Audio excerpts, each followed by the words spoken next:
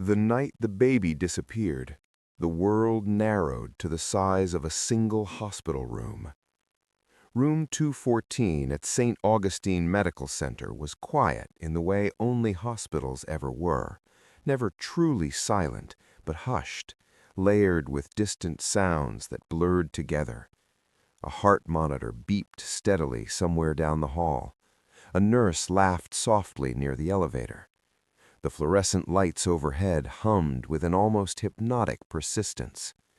Claire Donovan lay propped up in her hospital bed, her body aching in places she hadn't known could ache.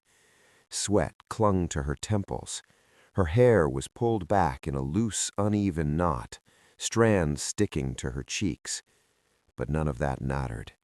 In her arms lay her daughter, Ava Rose Donovan.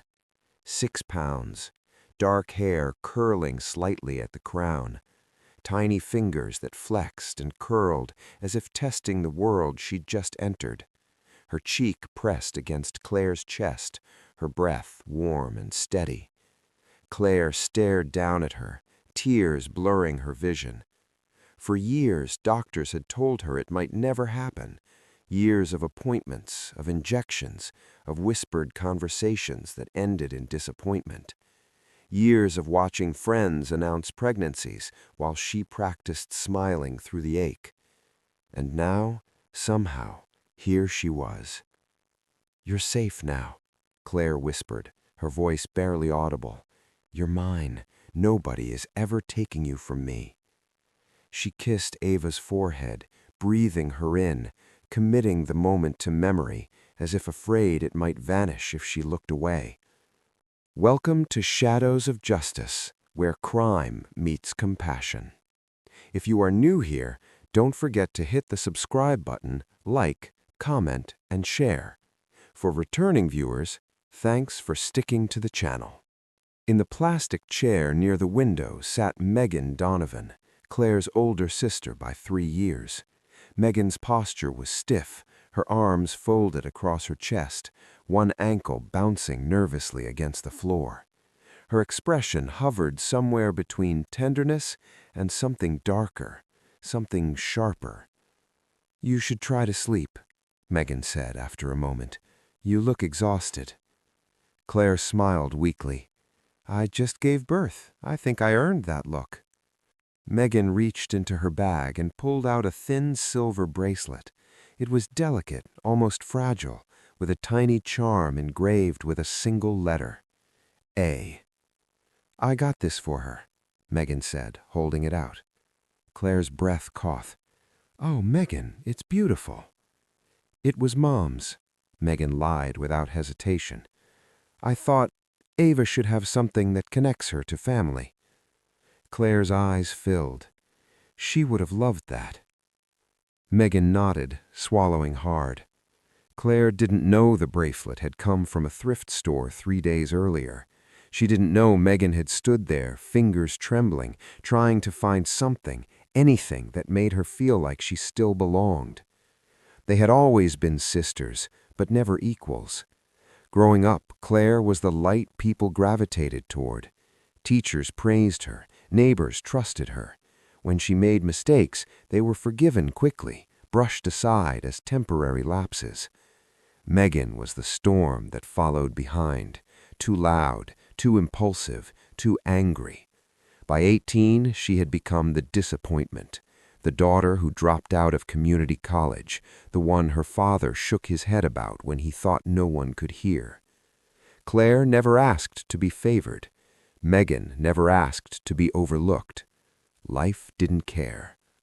Now, at 35, Claire had everything people said she deserved: a steady marriage, a modest home, a teaching job, and the baby she had been told she might never have. Megan, at 38, had a stack of bad decisions, an eviction notice folded into her purse, and a bitterness she carried like a second spine. Watching Claire cradle Ava did something to her. It wasn't just jealousy. It was grief layered over years of silence, resentment buried so deep it had begun to rot. "I can stay with her while you rest," Megan offered suddenly. You look like you could fall asleep standing up." Claire hesitated, then nodded.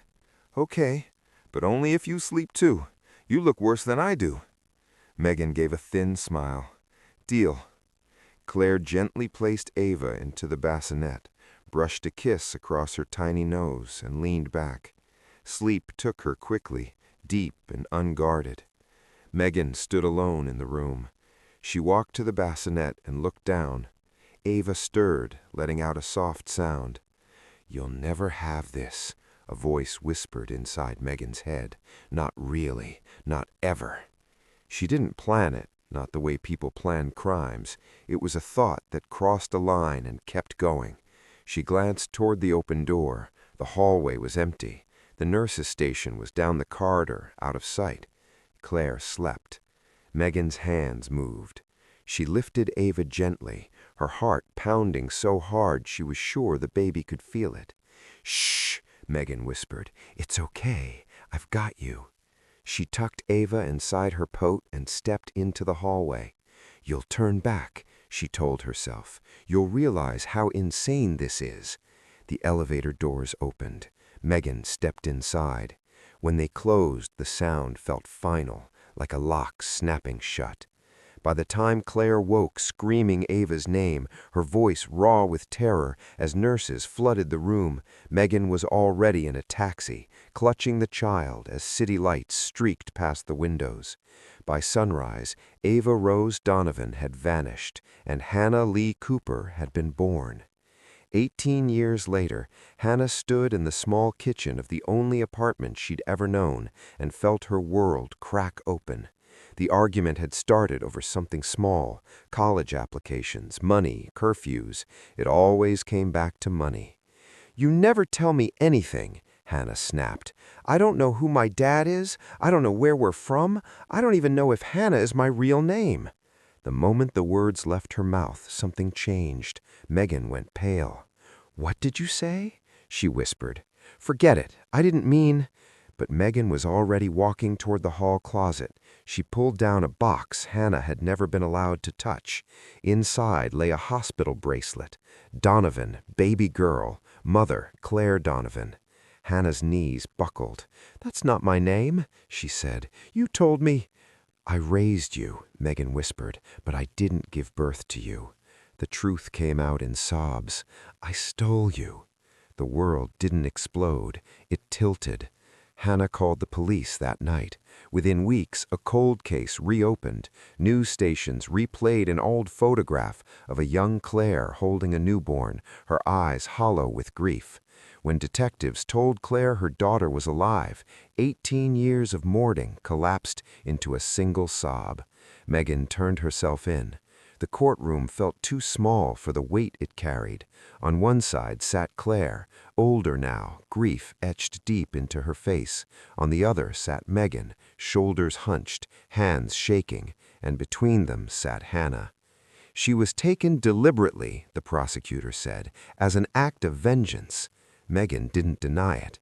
"I wanted her to hurt," she admitted, "and I convinced myself I could be better if I had something to live for." Claire testified next. "I never stopped looking, not for a single day." When Hannah took the stand, the room held its breath.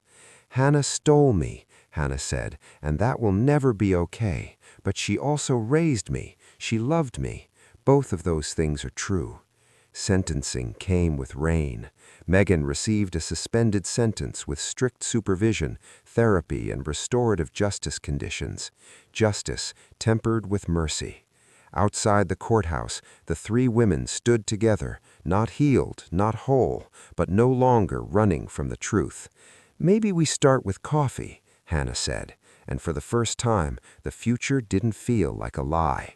Not redemption, not yet, but the possibility of it. This is Shadows of Justice, where crime meets compassion. Subscribe for more emotional true crime and redemption storytelling, where every scar tells a story worth hearing.